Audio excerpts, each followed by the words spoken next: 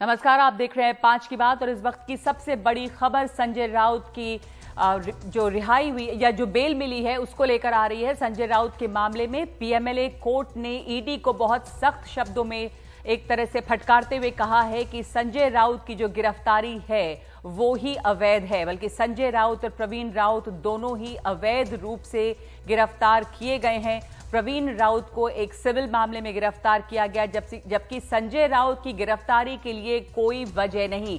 ये साफ शब्दों में कहा है पीएमएलए कोर्ट ने। मैं आपको बता दूं कि जो शब्द इस्तेमाल किया गया है वो लिखा है संजय राउत की जो गिरफ्तारी है वो बिना किसी कारण के, नो रीजन, ये लिखा है। और लिखा है कि ये इलीगल थी, जो गिरफ्तारी हुई थी वो इलीगल थी, यानी कि पूरी तरह से संजय राउत की गिरफ्तारी को अवैध बताया गया है। और बहुत ही कड़े शब्दों में पीएमएलए कोर्ट ने ईडी को फटकारा है और ये भी कहा है कि ईडी जो है वो चुन चुनकर अपनी मर्जी से, अपनी मनमर्जी से लोगों को इस मामले में सजा दे रही है। और जो दरअसल जो मुख्य आरोपी हैं उन लोगों को गिरफ्तार नहीं किया है, जिसमें उसने माडा का नाम लिया है, उसने सरकारी अधिकारियों का नाम लिया है, उसने 2 अक्यूज्ड का नाम लिया है, जिसमें एक का नाम सारंग है।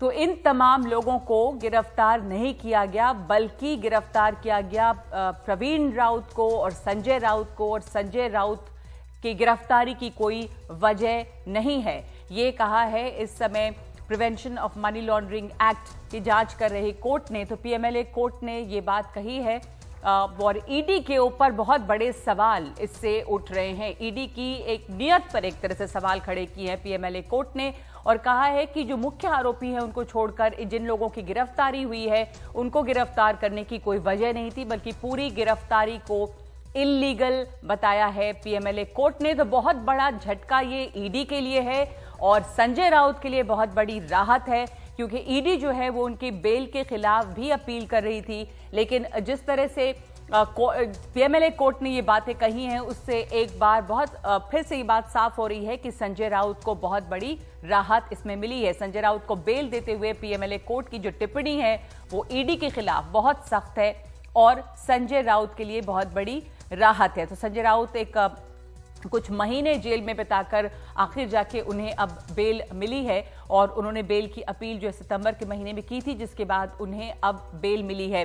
पीएमएलए कोर्ट ने सख्त टिप्पणी करते हुए कहा है कि ईडी ने अपने मर्जी से आरोपी चुने हैं, संपत्ति का झगड़ा पीएमएलए का बनाया है, ये पीएमएलए कोर्ट ने कहा है। और जो मुख्य आरोपी हैं उनको नहीं गिरफ्तार किया गया है, उनके ऊपर कोई कार्रवाई नहीं हुई है, जिसमें माडा का भी नाम है। आपको एक बार फिर से पूरा जो मामला है वो बता दें कि संजय राउत को जिसमें राहत मिली है उन्हें पीएमएलए कोर्ट ने 2 लाख के बॉन्ड पे जमानत दी है।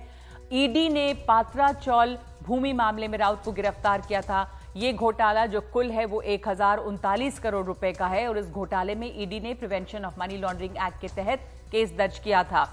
लेकिन इस मामले में अब पीएमएलए कोर्ट ने ईडी को काफी सख्त शब्दों में लताड़ा है और कहा है कि दोनों आरोपी अवैध रूप से गिरफ्तार किए गए हैं। मुख्य आरोपी राकेश और सारंग को पकड़ा नहीं गया है, संपत्ति का झगड़ा जो है वो पीएमएलए का बनाया है। ये सब टिप्पणियां पीएमएलए कोर्ट ने की हैं। संजय राउत को जब जमानत की उनको खबर आई थी, उसके बाद उनकी माताजी जो है वो खुशी का इजहार करते हुए नजर आई हैं। आपको हम वो तस्वीरें भी दिखा रहे हैं, बल्कि उनकी पत्नी ने उसके ऊपर अपनी प्रतिक्रिया भी दी।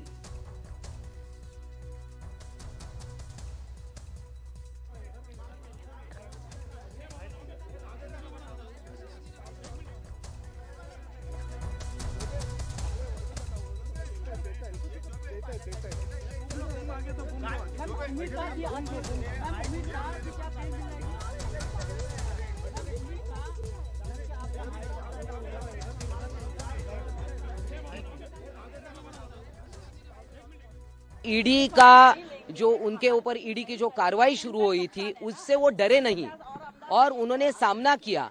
वो उनको हिरासत में लिया, हिरासत में भी रहे, मगर आज उनको बेल मिली है तो निश्चित है हम इसका स्वागत करते हैं, उनका अभिनंदन करते हैं। अभी देखो ईडी का डर, बहुत सारे लोगों को ईडी का डर दिखाया, प्रताप सरनाइक हो, यशवंत यादव हो, ऐसे बहुत सारे लोगों को ईडी का डर दिखाया और वो शिंदे ग्रुप में चले गए।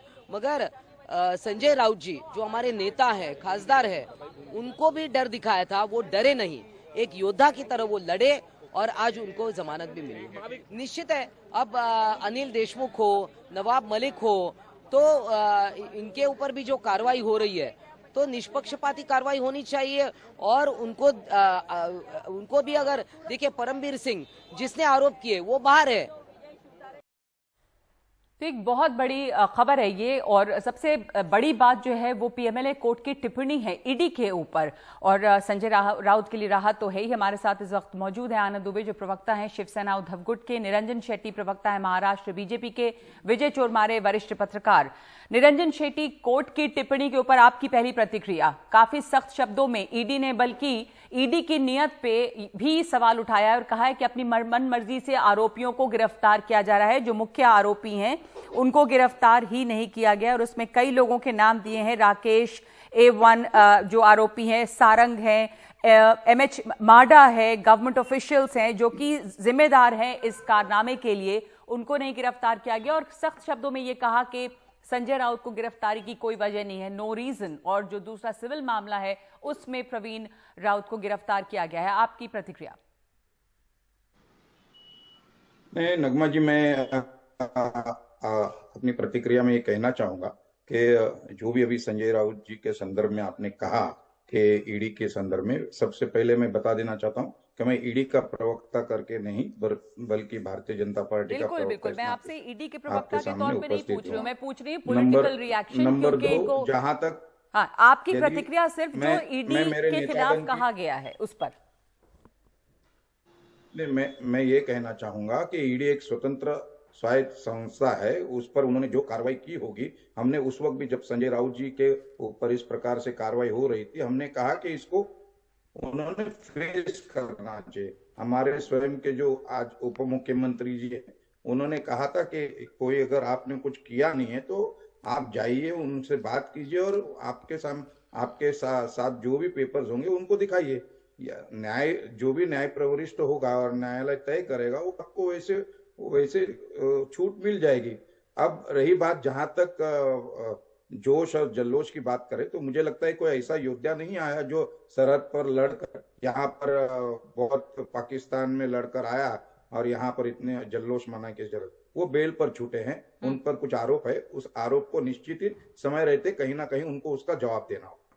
ठीक है, चलिए, ठीक कहा आपने कि ऐसा नहीं कि कोई जंग जीत कर आए हैं। आरोप है भ्रष्टाचार का और उसमें बेल पर छूटे हैं, तो अभी ऐसा नहीं कि वो पूरी तरह से रिहा हो गए हैं। आनंद दुबे, इसमें बहुत ज्यादा जश्न मनाने की बात नहीं है, बहुत बड़ी राहत नहीं है। 2 लाख रुपए के मुआवजे पे, बॉन्ड पे उनको बेल मिल रही है, और जो आरोप हैं वो भ्रष्टाचार के आरोप हैं, तो अभी आगे उसका जवाब तो देना होगा।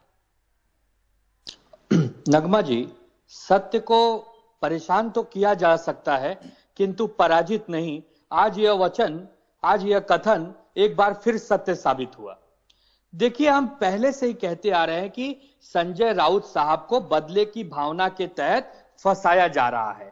वह केंद्र सरकार की गलत नीतियों का विरोध करते हैं, वह केंद्र सरकार का हर बार पुरजोर से विरोध करते आए हैं, संघर्ष करते आए हैं। ये उसकी सजा मिली है उन्हें।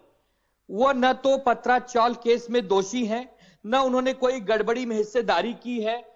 आज जिस प्रकार से ईडी को कोर्ट में फटकार लग रही है, क्या अभी भी कुछ लोगों की आंखें नहीं खुल रही हैं? और कुछ लोग कह रहे हैं कि यह स्वतंत्र संस्था है। अरे स्वतंत्र रहने कहां दिया?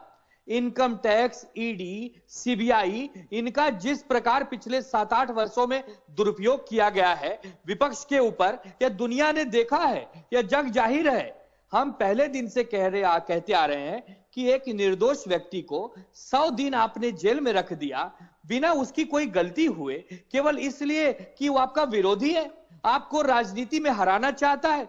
आप राजनीति में हार और जीत चुनाव में देखिएगा, लेकिन किसी व्यक्ति को, जो एक राज्यसभा सांसद है, जो पत्रकार है, जो इतना वरिष्ठ नेता है एक पार्टी का, आपने उसको उठाकर इसलिए अंदर कर दिया क्योंकि वो आपकी कुरीतियों का, नीतियों का विरोध करते हैं बार बार। अगर यही प्रथा लोग निरंजन जी इसका जवाब देना चाहेंगे। आपने आरोप लगाया है कि ईडी स्वतंत्र नहीं है और चूंकि वो सरकार की नीतियों का विरोध करते रहे संजय राउत, इसलिए उनके खिलाफ ये कार्रवाई हुई। निरंजन शेट्टी, नहीं, मैं नगमा जी इनसे बहुत नम्रता से कहना चाहूंगा कि पत्राचाल की अवस्था देखिए, उस सिद्धार्थ नगर में उनके जाने को कहिए।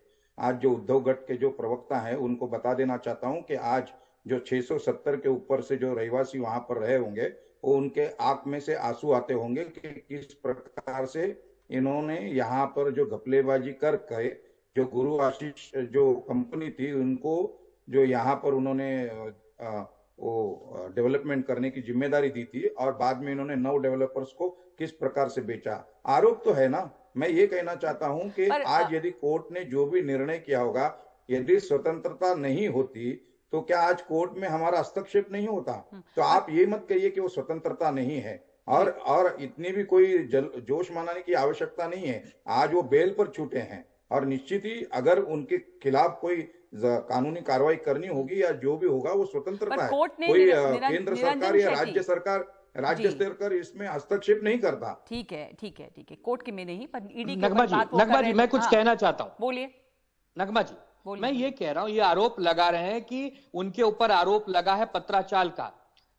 आप पत्राचाल के असली दोषियों को क्यों पकड़वाने में मदद नहीं करते? जब कोर्ट कह रहा है कि इनका कैद जो है वो अवैध है, ये जेल जाना बनता नहीं, ये दोषी बनते नहीं, उसके बावजूद केवल इसलिए कि संजय राउत जी सुबह से शाम तक आपकी सरकार को घेरने का काम करते हैं, इसलिए आप उन्हें अंदर डालेंगे या उन सभी विरोधियों को अंदर डालेंगे? ठीक है आनंद जी एक मिनट जवाब सुन लीजिए। निरंजन जी जवाब देना होगा आनंद दुबे की बात का, जो कोर्ट ने भी कहा है। कोर्ट तो ये कह रहा है कि एक मिनट, कोर्ट का ये कहना है, मैं बता दूं पीएमएलए कोर्ट की टिप्पणी आपने भी सुनी होगी, पर वो साफ कह रहा है कि गिरफ्तारी ही अवैध थी और जो मुख्य आरोपी हैं उनको नहीं पकड़ा गया है, जो जिनकी वजह से ये पूरा घोटाला भ्रष्टाचार हुआ, इनकी तो गिरफ्तारी का कोई मतलब ही नहीं। उन्होंने इस्तेमाल किया है शब्द पीएमएलए कोर्ट ने, नो रीजन। देखिए मेरे सामने कोर्ट की टिप्पणियां नहीं है, परंतु यदि हम मान लेते हैं कि जो आप कह रहे हैं वो तथ्य है, उस तथ्य के आधार पर मैं सिर्फ इतना कहना चाहूंगा कि जो भी उनके ऊपर आरोप लगे, यदि ये मेरे मित्र कह रहे हैं कि उनको अलग दोषियों को पकड़ना चाहिए, तो 2.5 साल तक इनकी सरकार थी, क्यों नहीं संजय राउत जी ने जब इनके ऊपर आरोप लगे उनकी सरकार के रहते हुए उनको सामने लेके आए? यदि वो गुनहगार नहीं थे तो जो गुनहगार थे उनको सामने लाते, उनके सामने आरोप लगाते। माड़ा भी उनके अंदर थी, मुख्यमंत्री इनके पास थे, सभी आरोपियों को कटघरे में लेके आते। विजय चोरमारे जी वरिष्ठ पत्रकार हमारे साथ मौजूद हैं। आप कह रहे हैं उन्होंने क्यों नहीं कार्रवाई की, ये कह रहे हैं कि आप बदले की कार्रवाई कर रहे हैं। कोर्ट का ऑर्डर आपने नहीं देखा, लेकिन जो कंक्लूजन, जो टिप्पणियां हैं पीएमएलए कोर्ट की, मैं एक बार बता देती हूँ क्या लिखा है। विजय चोरमारे जी आपकी प्रतिक्रिया चाहूंगी इसके ऊपर। कोर्ट ने जो बहुत सारी टिप्पणियां की उसमें एक ये भी लिखा हुआ है कि extreme and exceptional power of effecting arrest which ought to have been used very very sparingly, मतलब कम इस्तेमाल करना चाहिए, has been used by the ED investigating officers under section 19।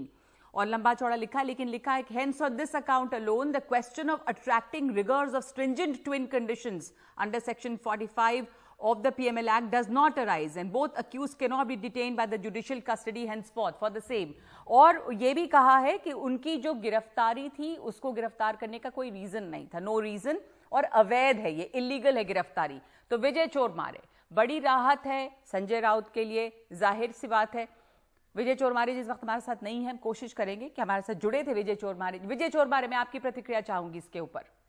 Nagwa ji, court ने जो टिप्पणी की है बहुत महत्वपूर्ण टिप्पणी है, और उसके लिए मैं आपको जो संजय राउत की गिरफ्तारी का जो टाइमिंग है उस टाइमिंग तक ले जाता हूं। देखिए, जिस दिन महाराष्ट्र के राज्यपाल भगत सिंह कोश्यारी ने मुंबई के खिलाफ एक वक्तव्य किया था, महाराष्ट्र के खिलाफ एक वक्तव्य किया था, तब उनके खिलाफ, हेलो जी हाँ सुन रहे हैं हम आपको, बोलिए। हाँ, जब वो वक्तव्य किया था महाराष्ट्र के राज्यपाल ने महाराष्ट्र के खिलाफ कि ये मुंबई में अगर गुजरात के और राजस्थान के लिए लोग नहीं होते तो मुंबई में क्या रहता, तब राज्यपाल के खिलाफ, बीजेपी के खिलाफ महाराष्ट्र में, मुंबई में एक बड़ा आंदोलन उभर रहा था। पूरा जो महाराष्ट्र है, महाराष्ट्र में राज्यपाल के खिलाफ आंदोलन खड़ा हुआ था। एक दिन आंदोलन चला और आगे वो हफ्ता भर आंदोलन चलता रहता, मगर दूसरे ही दिन रविवार था, ये शनिवार को वक्तव्य सामने आया था राज्यपाल जी का, और रविवार था, रविवार सुबह 6 बजे ईडी के अफसर संजय राउत के घर गए थे, और जो विषय बीजेपी के खिलाफ का जो विषय मीडिया में हफ्ता भर चलता था, वो विषय एक दिन में बंद हो गया था। और सुबह 6 बजे जब ईडी के अफसर संजय राउत के घर पहुंचे थे तब से वो राज्यपाल के खिलाफ का जो वक्तव्य था वो वक्तव्य मीडिया से गायब हुआ था और संजय राउत का जो सब विषय चल रहा था वो विषय आगे चलने लगा। मुझे लगता है ये टाइमिंग भी जो ईडी ने चुना था वो एक इस टाइमिंग से ही साबित होता है कि ये कार्रवाई ईडी की नहीं थी, ये कार्रवाई बीजेपी की थी। जो बीजेपी के खिलाफ गुस्सा महाराष्ट्र में फूट रहा था, उस गुस्से को नजरअंदाज करने के लिए जल्दी में संजय राउत के खिलाफ कार्रवाई की थी। संजय राउत के खिलाफ जो आरोप है उस आरोप के बारे में आगे भी बहस चलती रहेगी, कोर्ट में बातें साफ हो जाएगी, मगर ये कार्रवाई तो राजकीय ही थी, इसके बारे में किसके मन में संदेह नहीं होना चाहिए। ओके, पर वो उनको सिर्फ बेल मिली है, 2 लाख रुपए का सिक्योरिटी डिपॉजिट है, बेल मिली है, ऐसा नहीं कि वो निर्दोष साबित हुए हैं। तो संजय राउत की मुश्किल जो है वो खत्म नहीं हुई है, जैसा निरंजन जी सवाल उठा रहे हैं कि ऐसा तो नहीं है कि वो छूट गए हैं, उनके ऊपर आरोप है और उसे साबित करना होगा। विजय चोरमारे, नगमा जी सुनाई नहीं दिया मुझे प्रश्न। मैं ये बोल रही हूँ कि ऐसा नहीं है कि वो बिल्कुल बरी हो गए हैं, बेल मिली है उन्हें। निरंजन शेट्टी ये बात पूछ रहे थे कि ऐसा उनके ऊपर आरोप तो है ही, तो उनको वो निर्दोष हैं ऐसा साबित करना होगा। अभी ये लड़ाई तो लंबी चलेगी।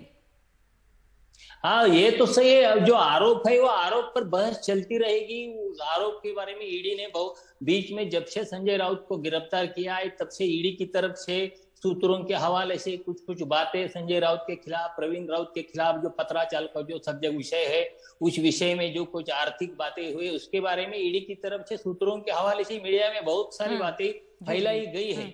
उसमें सच्चाई क्या है वो पर कोर्ट में साबित हो रही है, उसके बारे में बीजेपी की और शिवसेना के प्रवक्ता की बात अलग होगी, मगर हमें जो कोर्ट में क्या होता है उसके बारे में आगे ये देखना चाहिए। और तब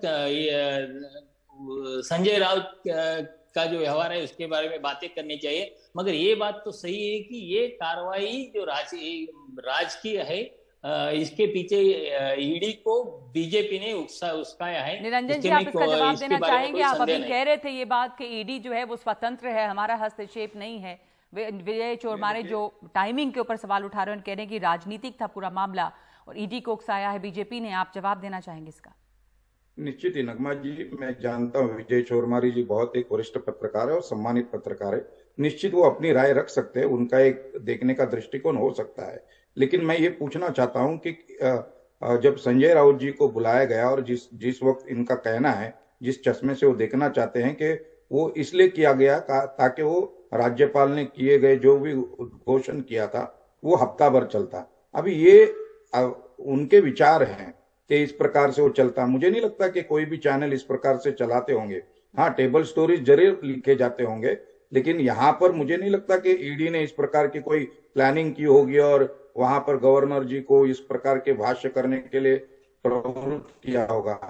देखिए, संजय राउत जी को उन्होंने समन किया था जून महीने में और ये जो उनका अरेस्ट हुआ था वो जुलाई महीने में हुआ था। तो इस प्रकार से उसको दोनों को राजकीय इसमें जोड़ देना और इसमें कहीं ना कहीं बीजेपी का हाथ है उसको जोड़ देना मुझे लगता है संयुक्तिक नहीं होगा।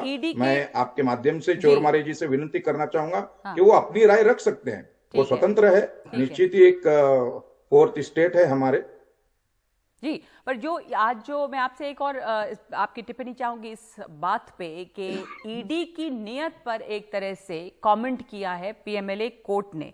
वो साफ कह रहा है कि माडा जो हो गया वो हर स्टेज में इसमें इन्वॉल्व था, उसके ऊपर किसी तरह की कोई कार्रवाई नहीं। राकेश और सारंग जो है उनके मिसडीड्स के लिए। नगमा जी, इसमें सिर्फ मैं एक जानकारी आपको बता देना चाहूंगा कि इसमें भारतीय जनता पार्टी ने कभी उनके खिलाफ आरोप नहीं लगाए। जो भी आरोप लगाए गए उन 9 डेवलपर्स के उन्होंने लगाए थे।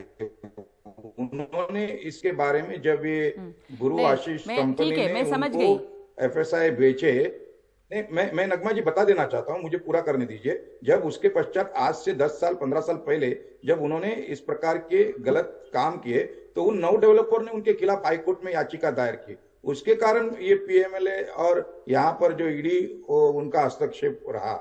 ये कोई भारतीय जनता पार्टी किरीट सोमैया या ठीक है, आपने जो कहा, मैं आपसे सिर्फ ये पूछ रही थी कि ईडी की नियत पर एक तरह से टिप्पणी आप मानते हैं ये बात कि ईडी के ऊपर जिस तरह की सख्त टिप्पणी की गई है, क्योंकि कह रहे हैं कि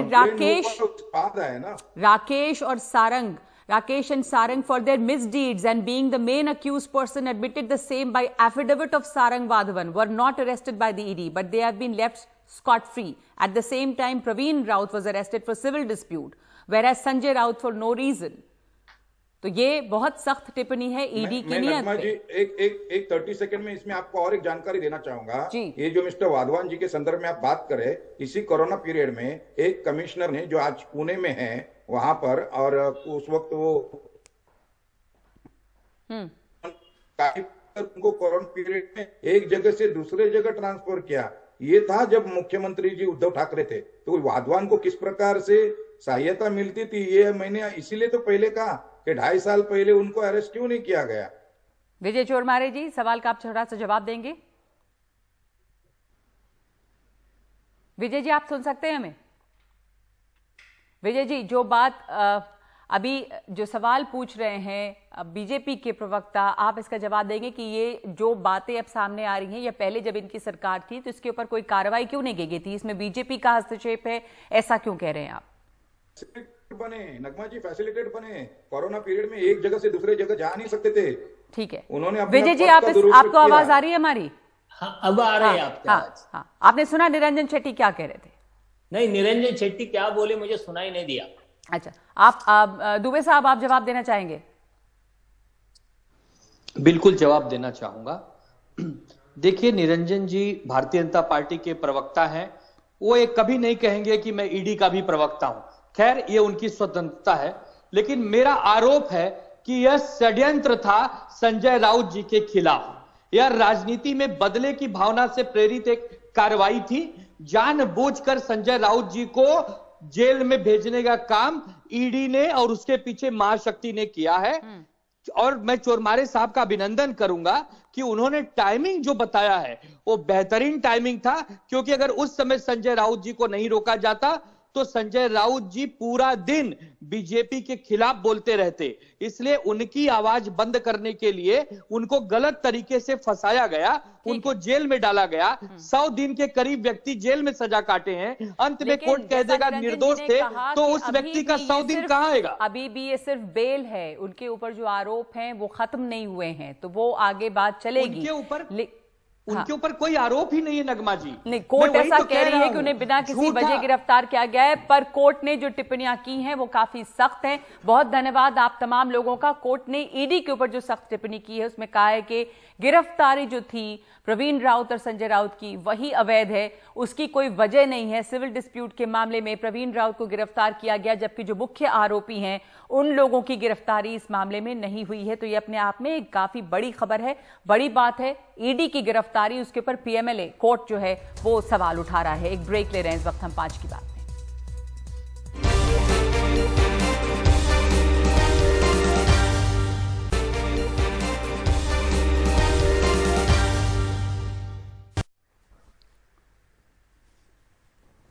T20 वर्ल्ड कप में न्यूजीलैंड को 7 विकेट से हराकर पाकिस्तान फाइनल में पहुंच गया, और उसके साथ ही अब यहां पे चर्चा तेज हो गई है कि क्या भारत और पाकिस्तान का मुकाबला फाइनल में हो सकता है। वैसे भारत को अभी कल इंग्लैंड से खेलना है दूसरे सेमीफाइनल में। बाबर आजम ने आज 53 और मोहम्मद रिजवान ने 57 रनों की पारी खेली है। पहला सेमीफाइनल मैच सिडनी में खेला गया। पाकिस्तान ने बड़ी मुश्किल से सेमीफाइनल राउंड में जगह बनाई थी, जबकि न्यूजीलैंड की टीम एक संतुलित टीम मानी जा रही थी, लेकिन पाकिस्तान ने बेहतरीन खेल दिखाते हुए न्यूजीलैंड को हरा दिया। दूसरी सेमीफाइनल मैच जो है वो भारत और इंग्लैंड के बीच कल खेला जाएगा। ये मैच एडिलेड में होगा, और कल के मुकाबले में जो जीतता है उसके साथ ही पाकिस्तान फाइनल खेलेगा।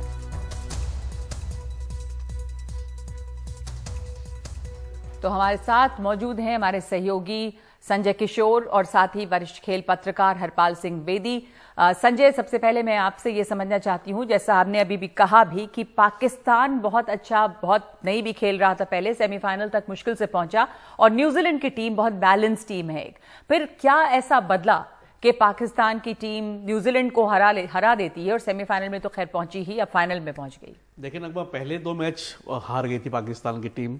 भारत से पहला मैच 4 विकेट से हारी थी, उसके बाद जिम्बाब्वे जैसी टीम से 1 रन से टीम हार गई थी।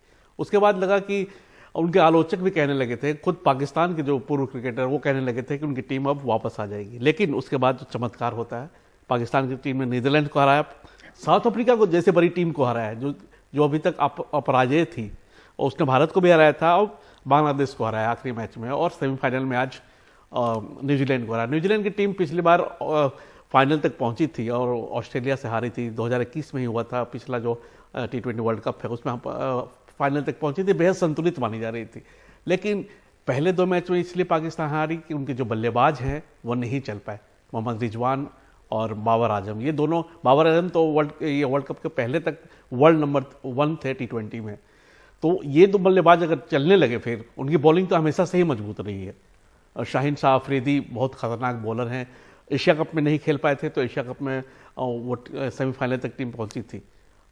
लेकिन उसके बाद जिस तरह से दोनों बल्लेबाज फॉर्म में आए हैं तो टीम बिल्कुल संतुलित नजर आने लगी है, और खतरनाक हमेशा से ही रही है, बेहद प्रतिभाशाली टीम हमेशा से ही पाकिस्तान की रही है।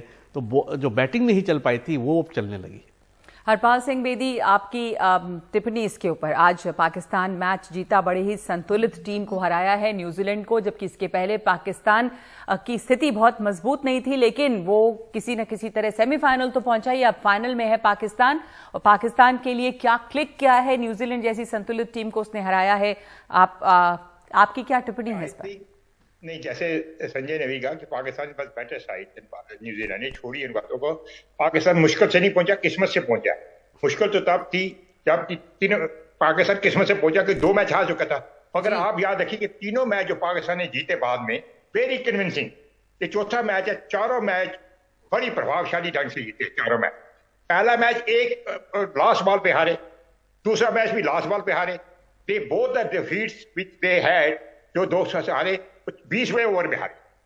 भारत की जो विक्ट्री थी वो बस जोड़ तोड़ की विक्ट्री थी, सिवाय अगेंस्ट जिम्बाब्वे जिस मैच का कोई मतलब नहीं था। उसका तो अगर ना भी जीतते तब भी हम सेमीफाइनल में थे। तो इसलिए अगर आप उसको अगर भारत पाकिस्तान की नजर से ना देखेंगे पाकिस्तान के, तो पाकिस्तान ने चारों मैच जो विक्ट्री, चारों विक्ट्री थी बड़ी प्रभावशाली थी।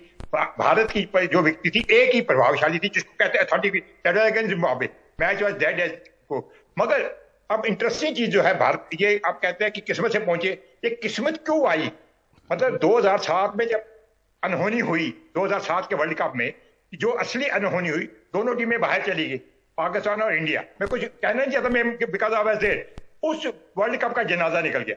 जब इंडिया और पाकिस्तान दोनों आउट हो गए, खत्म वर्ल्ड कप का। उनको पता चल गया आईसीसी को, इंडिया को, ये जो बातें कहते हैं ना वर्ल्ड कप क्रिकेट ये वो, जब तक इंडिया पाकिस्तान नहीं देखेगा वर्ल्ड कप है नो मीनिंग। आप इसको वर्ल्ड कप कह लें, इंडिया पाकिस्तान कप कह ले, आप क्या अमन की आशा कह लें, यही इंडिया ही पाकिस्तान जिताएगा और क्रिकेट कुछ नहीं है। तो अब अगर आज आपके पाकिस्तान ना आता तो आज स्टेडियम खाली होता। देखिए एक इंटरेस्टिंग चीज इसमें संजय जी बताएंगे आपको, एक बड़ी इंटरेस्टिंग चीज इस वर्ल्ड कप में हुई है। होस्ट इसमें सिर्फ वही मैचों में क्राउड आई जिसमें इंडिया खेल रहा था या पाकिस्तान खेल रहा था, या वेले थे या कुछ नहीं। मतलब आपको 60-60 हजार आदमी अगर इंडिया जिम्बाब्वे का मैच जीतता है, होता है, जिसकी कोई रेलेवेंस नहीं थी, तो आईसीसी को भी पता चलता है, ब्रॉडकास्टर को भी पता चलता है। अगर ये आज भी क्राउड आई होती है, आज पाकिस्तान ना होता नहीं, मैं I am not reading any meaning, मैं आपको बता रहा हूँ कि अनहोनी होती है। एक अनहोनी 2007 में हुई जब उनका निकल गया। अब एक अनहोनी हुई कि हॉलैंड ने, मतलब हॉलैंड नीदरलैंड ने पाकिस्तान को हराया। इस तरह ऐसा है जैसे इंडिया ब्राजील को वर्ल्ड कप में हरा दे, हो तो सकता है ना।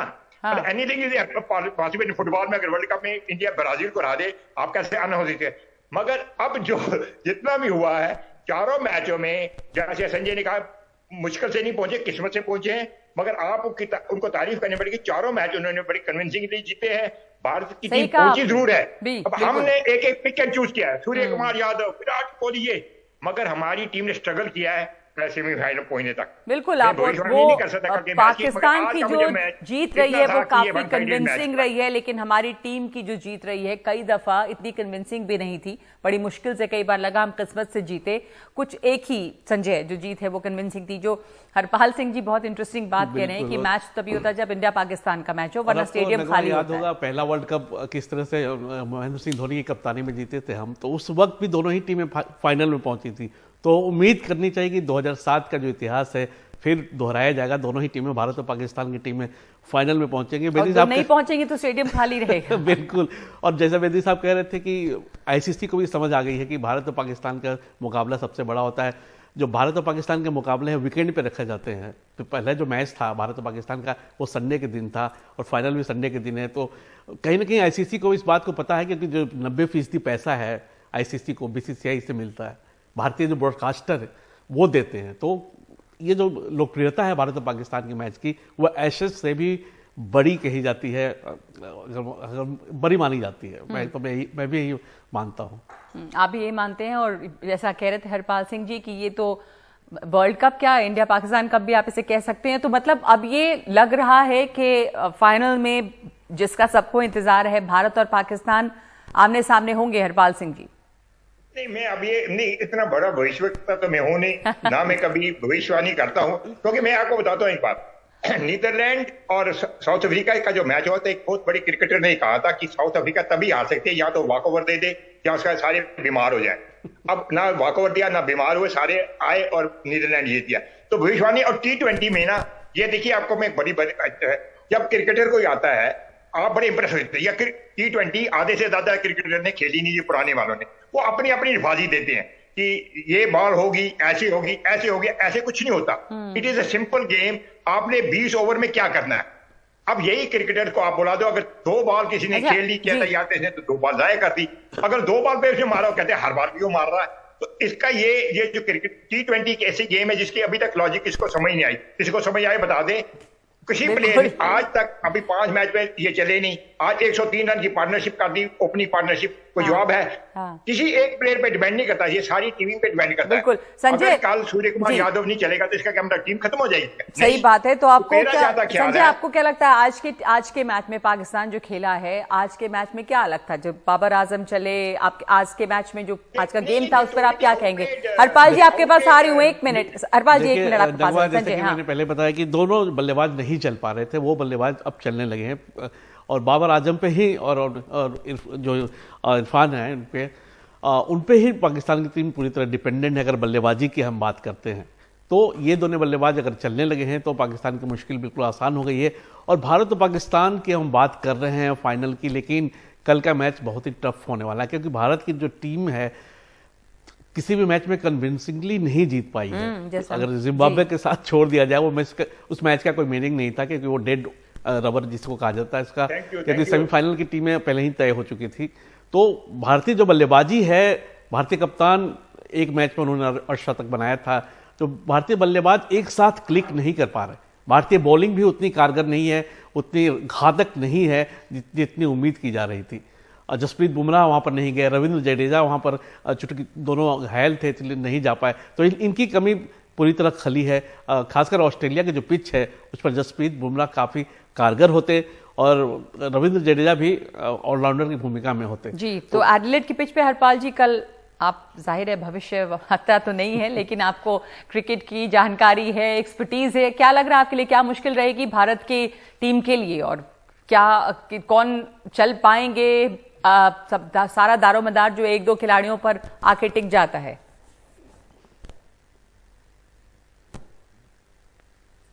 हरपाल जी जी किनसे बात है? अमित से पूछ रही? जी मैं आपसे ही पूछ रही हूँ कि देखिए प्रॉब्लम यह है ना कि हम हीरो बड़ी जल्दी बनाते हैं, हमें और कुछ काम नहीं है ना। सूर्य कुमार यादव 360, अब ऐसे लगता है ब्रॉडमैन के बात वही है, मगर ये लोग भूल जाते हैं कि John Bradman also needed 1 ball. उसकी सारी एवरेज खत्म हुई लास्ट में, 99% थी, उस 100% का 1 बॉल पे हो गया। क्रिकेट में किसी को हीरो, इस स्पोर्ट्स में everybody has to play a role. Suppose आप ये अज्यूम करें कि सूर्या यादव ने कल 110 रन बना दिए, 500 सेंचुरी बना दी, 6 कैच ड्रॉप कर देंगे तो फिर क्या सेंचुरी क्या करेगी? सवाल ये नहीं है, सवाल है कि आपकी कंबाइंड टीम क्या करती है। और जैसे संजय ने अभी सही कहा, आपकी सारी टीम को परफॉर्म करना है। अगर आप 20-20 रन भी बनाए, 10 प्लेयर हो गए 200 run, rather than 1 player making 100 runs and dropping 6 catches, other player 6 catch drop कर दें या बॉलिंग ना चले, तो अगर आपकी बैटिंग बॉलिंग, और क्योंकि छोटा सा फॉर्मेट है, इसमें हर प्लेयर का, एक प्लेयर भी कैच ड्रॉप करके आपका सारा किया दिया, इसलिए आप किसी को बिल्डअप इतना ना करें कि वो खेल ही ना सके। अब वो 360 है या 190 है ये तो किसी को पता नहीं है, वो तो कल ही पता चलेगा। मगर मेरा ज्यादा ख्याल है ये जो आज का मैच हुआ, आज का तो टोटली 1 साइडेड था। और पाकिस्तान ने ये प्रूव कर दिया कि they are a very dominating side. हार जीत तो चलती रहती है। इंडिया जीता है, और देखिए मैं तो भारतीय हूं मगर इतना जबरदस्त भी नहीं हो गया आप देशभक्ति पे ये ना करो कि खाली इंडिया जीतेगा। बड़ा मुश्किल होगा इंडिया के लिए, टफ तो होगा ही। टफ होगा इंडिया के लिए जी। कोई नहीं इसलिए होगा कि इंडिया ने अभी तक सारे मैच टफ किए हैं ना। इंडिया ने हर मैच टफ किया है, इसलिए होगा। अगर इंडिया कन्विंसिंगली जीता होता, आज मैंने भाई किसी एक जगह जन्म का वन साइडेड हो गया। Not that I have a great astrologer, Pakistan is a very impressive side. तो संजय जीता होता तो मैं कहता संजय इंग्लैंड के खिलाफ भी मुश्किल तो रहेगी। जो भारत ज्यादातर मैचेस जो जीता है वो थोड़े मुश्किल से ही जीता है, टफ मैचेस रहे हैं। क्योंकि इंग्लैंड की टीम भी बहुत अच्छा खेल रही है, बेहद संतुलित टीम है। न्यूजीलैंड की तरह इंग्लैंड की टीम भी काफ़ी संतुलित मानी जा रही थी, और जिस तरह से वो अभी तक खेली है और भारतीय टीम ने जिस तरह से खेला है उसमें दोनों टीमों का मैं तो कहूँगा बराबरी की टक्कर रहेगी। और चूंकि हम भारत से चाहेंगे कि भारत की टीम फाइनल में पहुंचे, और वो 2007 का जो फाइनल था वो एक बार फिर हमको देखने को मिले। यही उम्मीद सब लोगों को है कि क्या वही फाइनल दिखाई देगा। पाकिस्तान फाइनल में पहुंच चुका है। भारत अगर कल जीतता है इंग्लैंड से तो भारत पहुंचेगा फाइनल में। बहुत धन्यवाद आपका हरपाल जी। उम्मीद पर दुनिया जीती है, उम्मीद पे दुनिया कायम है। बिल्कुल 2007 कहते हैं हिस्ट्री हर वक्त रिपीट नहीं होती ना। अब 2007 में जोगिंदर शर्मा थे। अच्छा 2007 का टूर्नामेंट किसी ने सीरियस लिया ही नहीं था। ये तो सीरियस तब हुआ जब लोगों को पैसे मिलने शुरू हुए। ये कांग्रेस वगैरह जब लोगों को करोड़ों रुपए मिलना शुरू हुआ, तमाम उम्मीदों का दबाव भी रहेगा। और उम्मीद है भारतीय फैंस को। शुक्रिया आपका हरपाल जी, और शुक्रिया संजय हमारे साथ इस चर्चा में शामिल होने के लिए। 5 की बात में एक ब्रेक ले रहे हैं इस वक्त हम।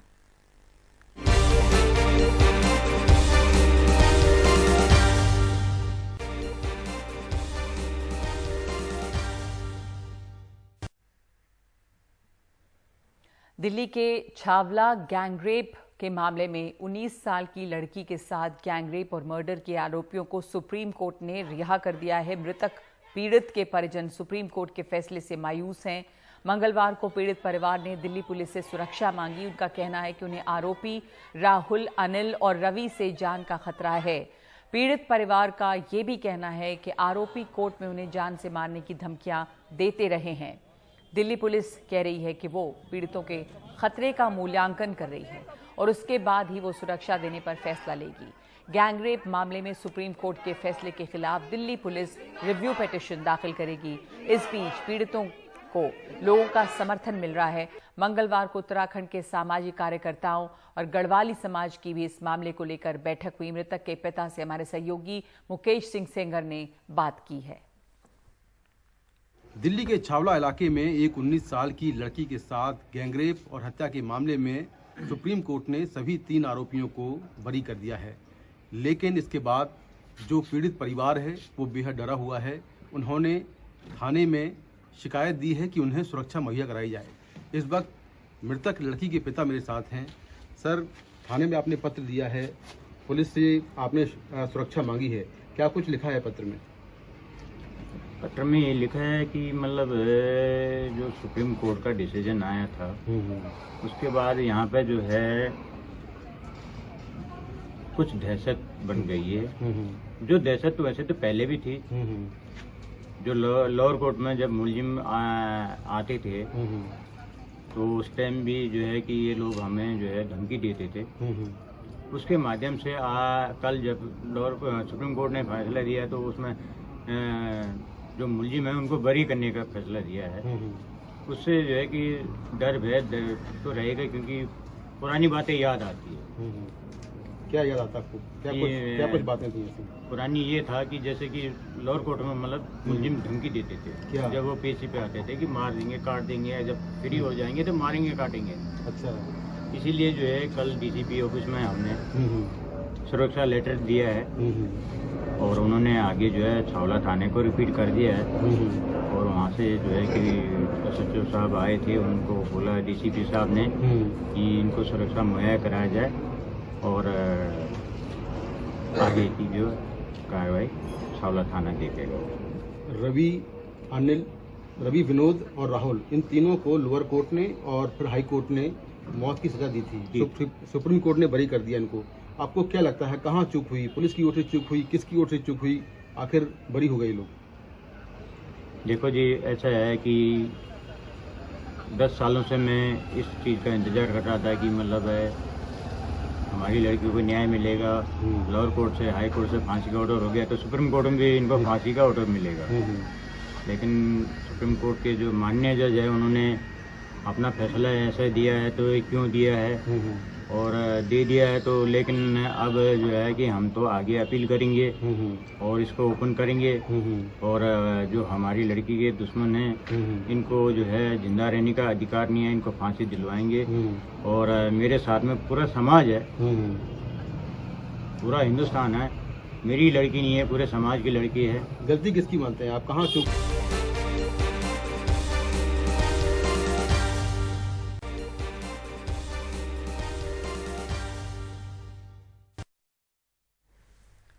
गुरुग्राम के चिंतक पैराडीसो सोसाइटी के टावर को गिराने का आदेश आया है।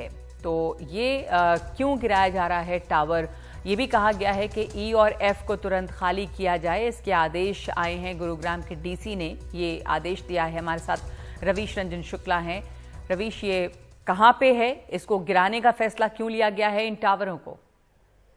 आज देखिए नगमा, ये गुड़गांव के सेक्टर 109 में ये टावर पड़ता है और इस साल 24 तारीख को एक हादसा हुआ था इस टावर में, जब एक ही साथ में 6 छतें जो है वो अलग अलग फ्लैट की कोलैप्स हो गई थी और उसमें 2 लोग मारे गए थे। इस हादसे के बाद में एक जांच कमेटी बनाई गई और उसमें आईआईटी के जो विशेषज्ञ हैं वो भी उसमें शामिल किए गए और इन लोगों ने जब टावर डी में पूरा हादसा हुआ था और जब टावर डी के कंक्रीट मटेरियल की जांच की तो ये पाया कि इस कंक्रीट मटेरियल में क्लोराइड बहुत है और स्ट्रक्चरल जो है वो खामियां हैं। तो इसी के चलते जांच के बाद में टावर डी को बिल्कुल ही जो है वो रहने लायक नहीं पाया गया। टावर डी को गिराने के आदेश जारी किए गए हैं। साथ में टावर डी के ई और एक और टावर जो है वो पड़ता था, तो एफ ई इन दोनों टावरों को भी ये कहा गया है कि इन टावर के भी डिजाइन और कंक्रीट में खामियां हैं, तो तुरंत इन दोनों ही टावर के जो भी लोग रहते आए हैं उनको बाहर निकालने के आदेश जारी किए गए हैं और ये कहा गया है कि इन दोनों ही टावर को जो है इसमें भी कोई भी रहे ना। ठीक है, तो एक तरफ टावर डी को गिराने के आदेश जारी किए हैं और एफ और ई को दोनों ही टावर को खाली कराने के आदेश जारी किए गए हैं। तो ये एक बहुत बड़ी खबर है नगमा, क्योंकि देखा गया है कि तमाम सारे जो है वो जो लोग भी टावर में रहते हैं, सोसाइटीज में रहते हैं, कई सारे लोगों की शिकायत रहती है कि जो कंक्रीट में खामियां हैं, ठीक से बनाया नहीं गया है।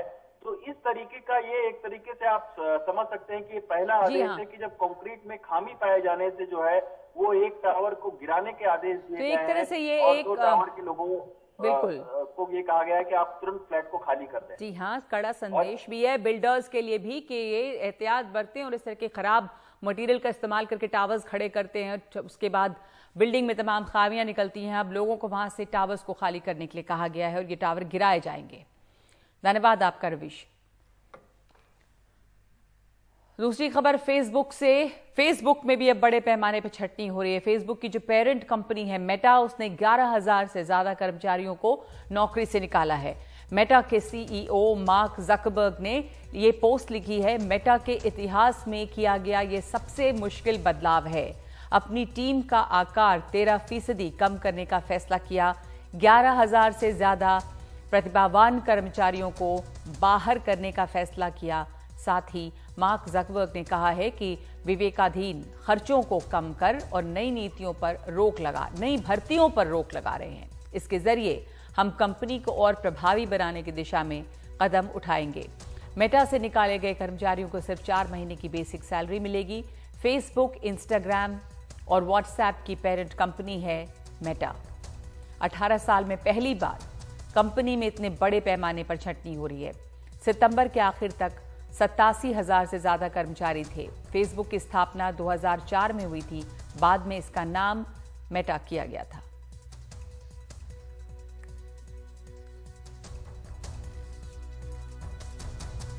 आज की बात में आज के लिए इतना ही। नमस्कार।